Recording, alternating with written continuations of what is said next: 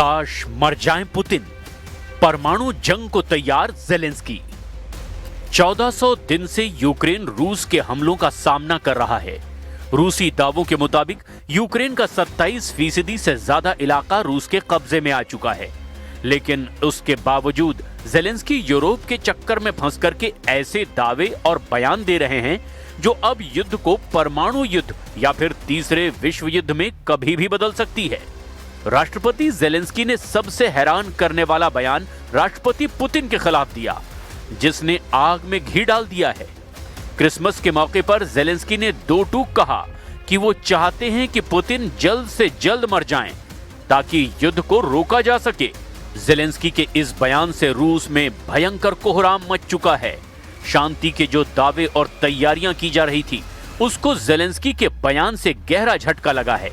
आप इसी से अंदाजा लगा सकते हैं कि पुतिन ने जेलेंस्की के जंगी जुनून को देखते हुए यूक्रेन का साथ देने वाले ब्रिटेन, फ्रांस और जर्मनी के खिलाफ सख्त एक्शन शुरू कर दिया है। पुतिन के सबसे ताकतवर बम वर्षकों में से एक Tu-95MS भारी हथियार, बम और मिसाइलों के साथ ब्रिटेन की सीमा के करीब तक पहुंच गए। लगातार 8 घंटे तक Tu-95MS ने उड़ान भरी और ब्रिटेन को दिखा दिया कि रूस किसी भी वक्त ब्रिटेन पर बम वर्षकों से हमला कर सकता है। हम आपको ये भी बता दें कि कैसे ब्रिटिश स्टॉर्म शैडो मिसाइल ने रूस में भारी तबाही मचाई हुई है, जिसकी वजह से रूस ने यूक्रेन का साथ देने वाले ब्रिटेन पर सीधा हमला एक तरह से शुरू करने का संकेत दे दिया है। हम शुरुआत करते हैं उस खबर से जिसने रूस को परमाणु जंग करने के लिए मजबूर करना शुरू किया है। काश मर जाएं पुतिन, अब नहीं रुकेगा युद्ध। राष्ट्रपति जेलेंस्की हर हाल में राष्ट्रपति पुतिन को मरा हुआ देखना चाहते हैं। जेलेंस्की हर हाल में रूस की बर्बादी देखना चाहते हैं। जेलेंस्की हर हाल में चाहते हैं कि किसी तरह से नेटो के 32 देश और यूरोपियन यूनियन के 27 देश मिलकर के रूस को तबाह कर डालें। जेलेंस्की हर हाल में जंग जीतना चाहते हैं, चाहे भले ही अगले 4 साल तक जंग क्यों ना होती रहे। जेलेंस्की की इस ख्वाहिश या हसीन हसरत के पीछे वो कड़वा सच है जिसने यूक्रेन के साथ साथ यूरोप को भी दुनिया के सामने बेनकाब कर दिया है। जहां रूस अपने दम पर यूक्रेन से जंग लड़ रहा है, वहीं Ukraine America, France, Britain, Germany और पोलैंड जैसे देशों के दम पर रूस को हराने की कोशिश में जुटा है। लेकिन दिक्कत यह है कि रूस के तूफानी हमलों के सामने यूक्रेनी सेना पूर्वी यूक्रेन में टिक नहीं पा रही है। अगर हम 20 दिसंबर से 25 दिसंबर के बीच की ही बात करें, तो रूस ने यहां इतने भीषण हमले यूक्रेन पर किए कि जेलेंस्की की चीखें निकल गई हैं। रूस ने दिसंबर में यूक्रेन की ऊर्जा इंफ्रास्ट्रक्चर पर बड़े पैमाने पर हमले किए।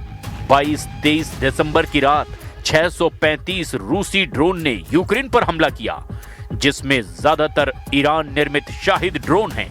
इसके अलावा रूस ने 24 घंटे के अंदर 35 क्रूज मिसाइलों से हमला किया, जिससे कई इलाकों में बिजली गुल हो गई और दर्जनों लोग मारे गए। जेलेंस्की का दावा है कि रूस ने क्रिसमस के मौके पर भी यूक्रेन पर हमले किए, जिसमें किंजल जैसे मिसाइलों का भी इस्तेमाल किया गया। यही वजह है कि यूक्रेन के राष्ट्रपति व्लादिमीर जेलेंस्की ने क्रिसमस के मौके पर रूसी राष्ट्रपति व्लादिमीर पुतिन की मौत की कामना की। उन्होंने क्रिसमस की पूर्व संध्या पर सोशल मीडिया प्लेटफॉर्म एक्स पर पोस्ट किया, एक वीडियो संदेश दिया जिसमें पुतिन का नाम लिए बिना ही उनकी मौत की इच्छा जताई। उनके इस संदेश पर अभी तक रूस की तरफ से आधिकारिक प्रतिक्रिया नहीं मिली है, लेकिन माना यह जा रहा है कि इससे दोनों देशों में युद्ध विराम की कोशिशें नाकाम हो सकती है। यूक्रेन ने एक दिन पहले ही अमेरिका समर्थित 20 सूत्रीय शांति योजना को सार्वजनिक किया है। अपने संदेश में जेलेंस्की ने पुतिन का नाम लिए बगैर कहा, आज हम सभी एक सपना साझा करते हैं। हमारी सभी की एक ही इच्छा है, वो मर जाए, जैसा कि हर कोई खुद से कहता है। Мрія у всіх нас одна, і бажання ми загадуємо одне на всіх. Щоб він сконав, скаже кожен про себе. Але коли звертаємось до Бога, звісно, ми просимо ширше, просимо про мир. для України. Ми боремось за це і молимось за це. स्टॉर्म शैडो से रूस पर हमला, 2 किलोमीटर तक आग का दरिया। इधर रूस के हमलों से बौखलाए और तिलमिलाए यूक्रेन ने रूस पर घातक हमले पिछले 72 घंटों में किए हैं। खासतौर से रूस की तेल रिफाइनरियों को यूक्रेनी ड्रोन और मध्यम दूरी की मिसाइलों ने चुन चुन कर निशाना बनाया। अभी तक यूक्रेन रूस की 38 तेल रिफाइनरियों में से 20 से 22 तेल रिफाइनरियों को निशाना बनाने का दावा कर चुका है। रूस ने भी माना कि यूक्रेन के हमलों से रूस के तेल डिपो और रिफाइनरियों को घातक नुकसान पहुंचा है। रूस पर यूक्रेन अब ब्रिटेन से मिले स्टॉर्म शैडो मिसाइलों से अब काफी अंदर तक हमले कर रहा है। यूक्रेन ने रूस के तेल और गैस से जुड़े ठिकानों पर मिसाइल हमले तेज कर दिए हैं। इसके लिए यूक्रेन ने ब्रिटेन से मिले स्टॉर्म शैडो क्रूज मिसाइलों और अपने देश में बने लंबी दूरी के ड्रोन का इस्तेमाल किया। यूक्रेन के जनरल स्टाफ ने बताया कि उनकी एयरफोर्स ने स्टॉर्म शैडो मिसाइलों से रूस के रोस्तोव क्षेत्र में स्थित नोवोशख्तिंस्क तेल रिफाइनरी पर हमला किया। इसके अलावा यूक्रेन के सुरक्षा एजेंसी एसबीयू ने बताया कि उसके स्वदेशी लंबी दूरी के ड्रोन ने रूस के क्रास्नोदार क्षेत्र के टेमरयुक बंदरगाह पर मौजूद ऑयल टैंकों को निशाना बनाया। साथ ही दक्षिण पश्चिमी रूस के ओरेनबर्ग इलाके में स्थित एक गैस प्रोसेसिंग प्लांट पर भी ड्रोन हमला किया गया। ओरेनबर्ग का ये गैस प्रोसेसिंग प्लांट दुनिया का सबसे बड़ा प्लांट बताया जाता है। ये यूक्रेन की सीमा से करीब 1400 किलोमीटर दूर स्थित है, जिससे ये साफ होता है कि यूक्रेन की हमलावर क्षमता अब काफी दूर तक पहुंच चुकी है। क्रास्नोदार क्षेत्र के रूसी अधिकारियों ने भी पुष्टि की कि ड्रोन हमले के बाद टेमरयुक बंदरगाह पर 2 ऑयल टैंकों में आग लग गई, जहां आग लगभग 2000 वर्ग मीटर इलाके में फैल गई। यूक्रेन ने रूसी क्षेत्र और कब्जे वाले इलाकों में कई रणनीतिक ठिकानों को भी निशाना बनाया। ब्रायांस्क और कुर्स्क सीमावर्ती क्षेत्रों में सैन्य ठिकानों पर यूक्रेन स्टॉर्म शैडो से हमले कर रहा है। क्रीमिया में काला सागर बेड़े और दूसरे बुनियादी ढांचों पर हमले, रोस्तोव पर स्टॉर्म शैडो मिसाइलों से हमले हुए। रूस ने लिया स्टॉर्म शैडो का बदला, TU-95 MS बम वर्षक से ब्रिटेन तक कोहराम। इधर रूस ने यूक्रेन से लेकर ब्रिटेन तक अपने परमाणु बम वर्षकों से कोहराम मचाना शुरू कर दिया है। ब्रिटेन के स्टॉर्म शैडो ने जिस तरह से रूस को भारी नुकसान पहुंचाया, उसका बदला रूस ने लेना शुरू कर दिया है। खबर है कि रूस ने अपने TU बम वर्षकों से ऐसा गदर मचाया है कि ब्रिटेन भी कांप उठा है। क्रिसमस के मौके पर व्लादिमीर पुतिन ने नॉर्वे सागर के ऊपर विशालकाय TU-95 MS रणनीतिक परमाणु बम वर्षक विमानों की एक खतरनाक लंबी दूरी की उड़ान भर करके ब्रिटेन को हैरान कर दिया है। रूसी रक्षा मंत्रालय के मुताबिक उसके TU-95 MS रणनीतिक बम वर्षक विमानों और मिसाइल वाहन विमानों ने बैरेंट्स सागर और नॉर्वे सागर के जल क्षेत्रों पर उड़ान भरी।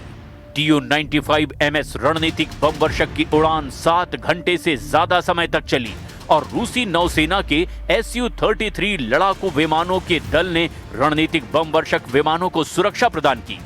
मंत्रालय के एक बयान के मुताबिक उड़ान के कुछ चरणों के दौरान विदेशी लड़ाकू विमानों ने रूसी रणनीतिक बम वर्षक विमानों का साथ दिया।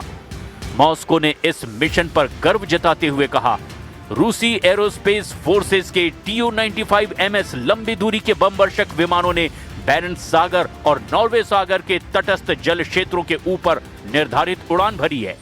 उड़ान की अवधि 7 घंटे से ज्यादा थी। क्या यूक्रेन को बचा पाएंगे फ्रांस, ब्रिटेन और जर्मनी? पूर्वी और दक्षिणी पूर्वी यूक्रेन पर इस वक्त रूस जिस स्तर के हमले कर रहा है, उसने तो सारे रिकॉर्ड तोड़ दिए हैं। यूक्रेनी जमीन को रौंदते हुए रूस के सैकड़ों टैंक, तोप और रॉकेट सिस्टम ने पूरी तरह से यूक्रेन को तबाह किया है। अकेले राजधानी कीव में ही रूस ने 2 बार हमले किए हैं, जिसमें 60 के करीब यूक्रेनी कीव में घायल हुए हैं, जबकि 10 के करीब यूक्रेनी नागरिक मारे गए हैं। रूस ने अपने हमलों में किंजल और स्कंदर जैसे मिसाइलों का भी इस्तेमाल किया है। कीव के 7 जिलों में सबसे ज्यादा तबाही मची है। आप इसी से अंदाजा लगा सकते हैं कि रूस क्यू और क्यू के 7 जिलों पर 650 से ज्यादा मिसाइलें और ड्रोन दाग चुका है। इसके अलावा अपने तूफानी रॉकेट से भी क्यू पर खूनी हमले किए हैं। रूस के इन हमलों से राजधानी क्यू और उसके आसपास सैकड़ों इमारतें तबाह हो चुकी हैं। रूस का यहां तक दावा है कि उसने पूर्वी यूक्रेन के 6800 से ज्यादा इमारतों पर कब्जा कर लिया है। एक रिपोर्ट के मुताबिक रूस ने अक्टूबर 2025 में यूक्रेन पर 5300 मिसाइल, ड्रोन और रॉकेट से हमले किए हैं, जबकि नवंबर के महीने में रूस ने यूक्रेन पर 5000 से ज्यादा ड्रोन और मिसाइलों से हमला किया। दावों के मुताबिक रूस ने हमले में 500 क्रूज बैलिस्टिक और हाइपरसोनिक मिसाइलों से हमला किया। अब ऐसे हालात में ज़ेलेंस्की को लगता है कि रूस से यूक्रेन को फ्रांस, ब्रिटेन और जर्मनी बचा सकते हैं, क्योंकि अमेरिका के बाद यही तीनों देश यूक्रेन के सबसे बड़े मददगार और रूस के खिलाफ रोड़ा साबित हो रहे हैं। जरा इन आंकड़ों को देखिए और समझिए ज़ेलेंस्की पेरिस में क्या खेल करना चाहते हैं।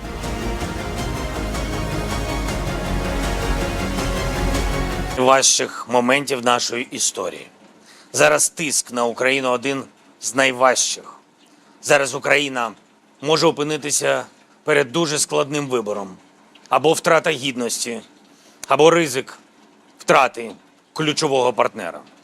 Або складні 28 пунктів, або вкрай важка зима. Найважча та подальші ризики.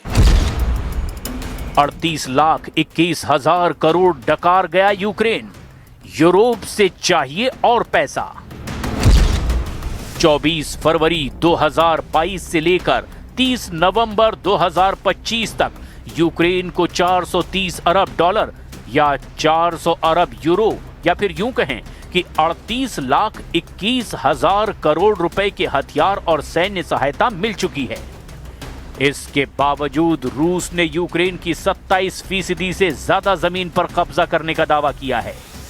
यूक्रेन को अमेरिका, यूरोप और नेटो से हर तरह के हथियार मिले हैं, जिसमें वायु रक्षा प्रणाली पैट्रियट मिसाइलें, NASAMS और स्टिंगर मिसाइलें भी इसमें शामिल हैं। वहीं आर्टिलरी में M777 होवित्जर तोपें, हाइमार्स रॉकेट सिस्टम, सीजर, स्वचालित होवित्जर तोपें यूक्रेन को जंग करने के लिए मिल चुकी हैं, जबकि बख्तरबंद वाहन और टैंक में Bradley fighting vehicle, challenger 2 tank, leopard 2 tank भी यूक्रेन को मिले हैं। इसके अलावा एंटी टैंक मिसाइलें जैसे कि जेवलिन और NLW भी बहुत बड़ी संख्या में मिले हैं। अगर बात की जाए कि किस देश ने यूक्रेन को अब तक कौन कौन से हथियार दिए हैं, तो जरा वो भी जान लीजिए। अमेरिका से 31 M1 एब्राम टैंक, 352 ब्रेडली बख्तरबंद वाहन, 201 होवित्जर तोप, 39 हाइमार्स लॉन्चर यूक्रेन को मिल चुके हैं। इसके अलावा 17 पैट्रियट और NASAMS एयर डिफेंस सिस्टम मिले हैं, जबकि अमेरिका ने 5,700 से ज्यादा एयर डिफेंस मिसाइलें यूक्रेन को दी है। अमेरिका अब तक यूक्रेन को $71 बिलियन यानी लगभग 6,31,000 करोड़ रुपए के हथियार और सैन्य सहायता दे चुका है। यूरोपीय संघ यानी EU ने भी जमकर मदद की है।